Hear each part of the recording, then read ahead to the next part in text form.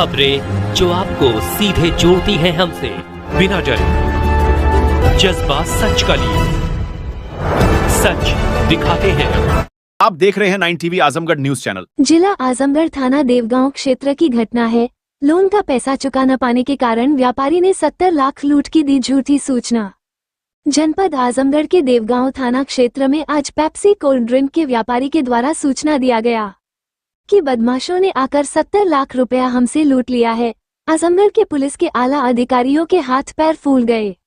मौके पर Sunil Kumar Singh DIG Azamgarh, Himraj Meena police अधीक्षक आजमगढ़ ने व्यापारी शिव कुमार से जब पूछताछ किया और जांच किया तो लूट की घटना फर्जी पाई गई। पुलिस अधीक्षक आजमगढ़ हिमराज मीना ने बताया कि व्यापारी पर 1 करोड़ 5 लाख का लोन था जो चुका नहीं पा रहा था, इसीलिए लूट की फर्जी सूचना दिया था। पुलिस अधीक्षक ने कहा कि व्यापारी पर कार्रवाई की तैयारी चल रही है। वाइट हिमराज मीना, पुलिस अधीक्षक आजमगढ़।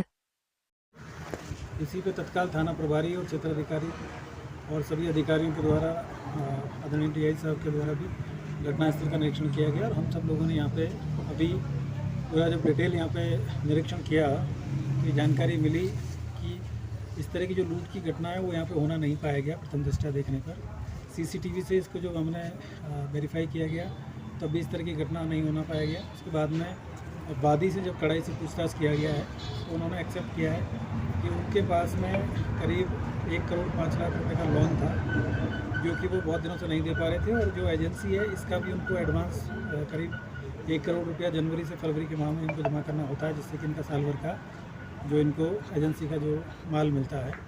तो अभी इनको करीब 70 लाख रुपया एजेंसी में जमा करना था और करीब 1 करोड़ 5 लाख रुपए का उनको लोन है वो रीपे करना था।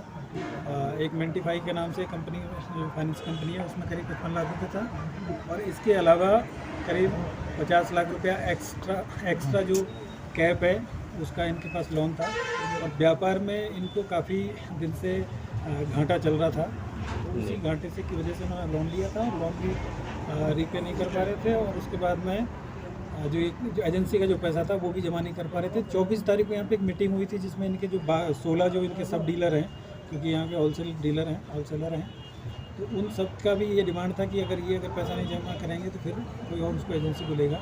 तो काफ़ी दबाव में थे, प्रेशर में थे और उसी तरीके से उन्होंने प्लान करके 24 तारीख को इन्होंने प्लानिंग किया था। काफ़ी दिन से प्लानिंग चल रही थी लेकिन 24 को इन्होंने प्लानिंग करके सीसीटीवी अपना बंद किया और आज सुबह जैसे ही इन्होंने दुकान खोली है उसके बाद उन्होंने प्लान करके ये सारी सूचना दी है जो कि उन्होंने एक्सेप्ट कर लिया है। अब आगे की इसमें पुलिस और इन्वेस्टिगेशन कर रही है, जांच कर रही है। यहाँ इनके जो हमने ऑफिस को चेक किया गया तो करीब 70,000 रुपये कैश भी बरामद हुआ है, इनका मोबाइल भी उनका से बरामद हुआ है और कोई इस तरह कैमरे भी हमने देखे हैं। तो कैमरे इन्होंने बंद कर रखे थे, उसको हमने जो चेक इन्होंने बोला था कि कैमरे हमारे ख़राब हैं, लेकिन जब हमने चेक किया तो कैमरे चालू हालत में थे, लेकिन इन्होंने उसको शट डाउन किया हुआ था। तो इस तरीके से ये पूरी जो घटना है वो एकदम असत्य पाई गई है और हम इसमें जांच करें। जो भी जांच करने के बाद जो भी विधिक कार्रवाई होगी वो आगे। धन्यवाद। Thank you sir.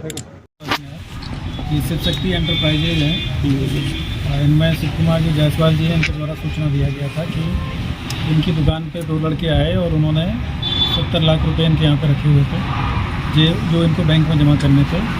उन्होंने तमंचे से इनके सिर पे बट से मार किया और उसके बाद में पैसा लेके वो यहाँ से भाग गए।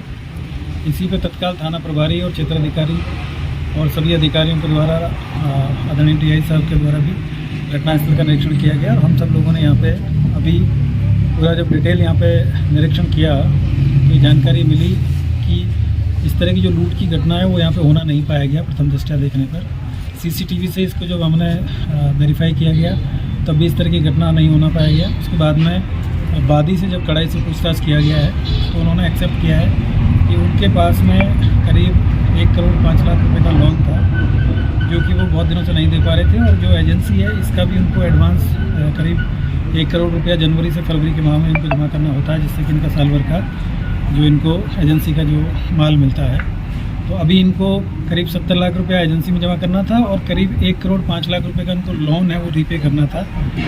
एक मेंटिफाई के नाम से कंपनी जो फाइनेंस कंपनी है उसमें करीब 55 लाख रुपये था और इसके अलावा करीब 50 लाख रुपया एक्स्ट्रा जो कैप है उसका इनके पास लोन था और व्यापार में इनको काफ़ी दिन से घाटा चल रहा था। तो उसी घाटे से की वजह से उन्होंने लोन लिया था और लोन भी रीपे नहीं कर पा रहे थे और उसके बाद में जो एजेंसी का जो पैसा था वो भी जमा नहीं कर पा रहे थे। 24 तारीख को यहाँ पे एक मीटिंग हुई थी जिसमें इनके जो 16 जो इनके सब डीलर हैं, क्योंकि यहाँ के होलसेलर हैं, तो उन सब का भी ये डिमांड था कि अगर पैसा नहीं जमा करेंगे तो फिर कोई और उसको एजेंसी को लेगा।